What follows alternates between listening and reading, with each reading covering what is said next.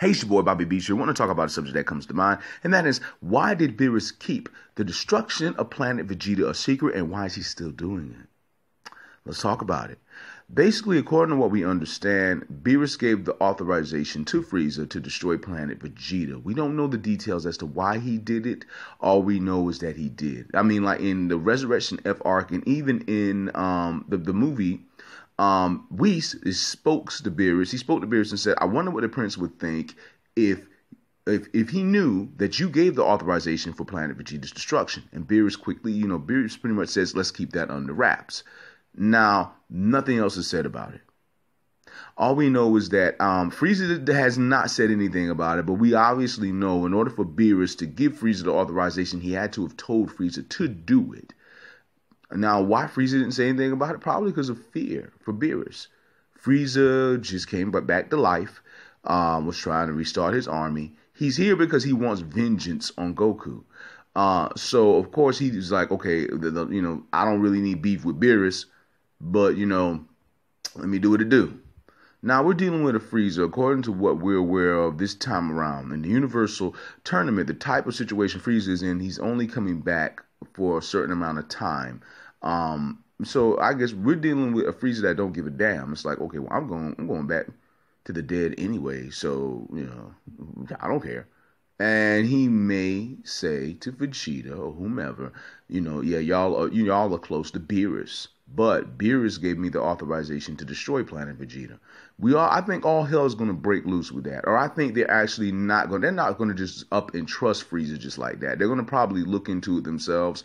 It's hard to say, but like I said, Frieza is not going to care.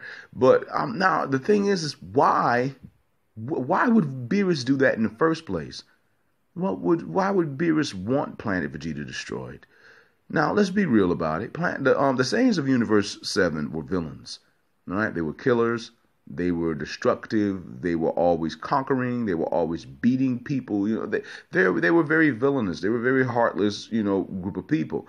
That could be the reason why. A buddy of mine pointed that out.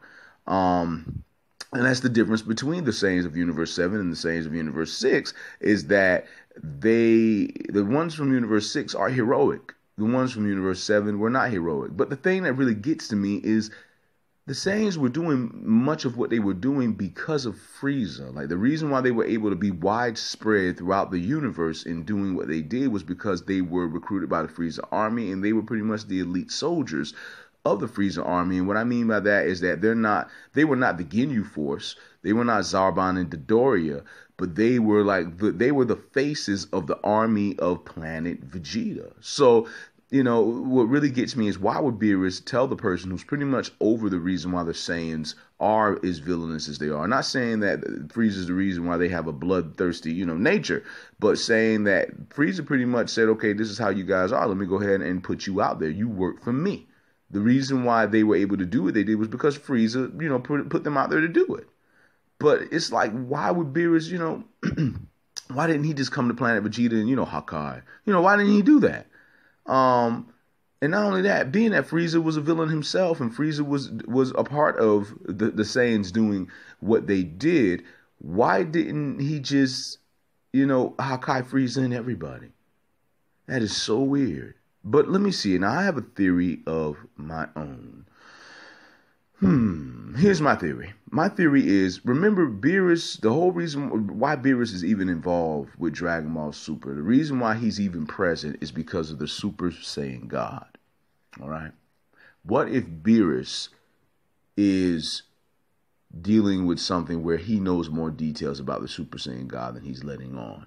What if the Super Saiyan God, according to Beerus' dream, or deep down Beerus' understanding to the point he hasn't even told Whis, the Super Saiyan God is meant to bring forth an uprising, or maybe a prophecy of stopping an evil, a more powerful evil force. But in order for that to happen, Planet Vegeta's destruction had to take place in order to lead to the Super Saiyan God. What if that is the case? What if Beerus knows the Super Saiyan God is the only one who can save them? What if that is the case? And Planet Vegeta's destruction had to happen in order for this Super Saiyan God to exist. Now, With that being said, that could be understood. And it's like he's saying that I did that for a greater good. That could be the situation there. I mean, now that's just my theory. But that's the only explanation that would make any sense to me.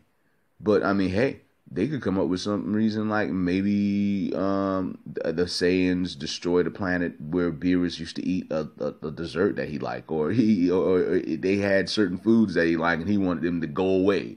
It could be something like that because they known to do things like that. But this is just me, speaking my mind about a theory and talking about, why is he still keeping it a secret? What is the big deal about it? Why did he do it in the first place? What are, different reasons as to why he could have done it and it would make sense? But we don't know. All I can say is that I think we're going to get to the point where we are going to find out why this even took place. But with that being said, all I want to say is much love, much respect. It's your boy Bobby Beast here. If you like the content, go right ahead and subscribe. Hit that notification bell. Like the video. I got a lot of Dragon Ball content here, and I got a lot more coming, and you're going to like it. I'm trying to tell you. But I just want to say much love, much respect. Hold it down, and one.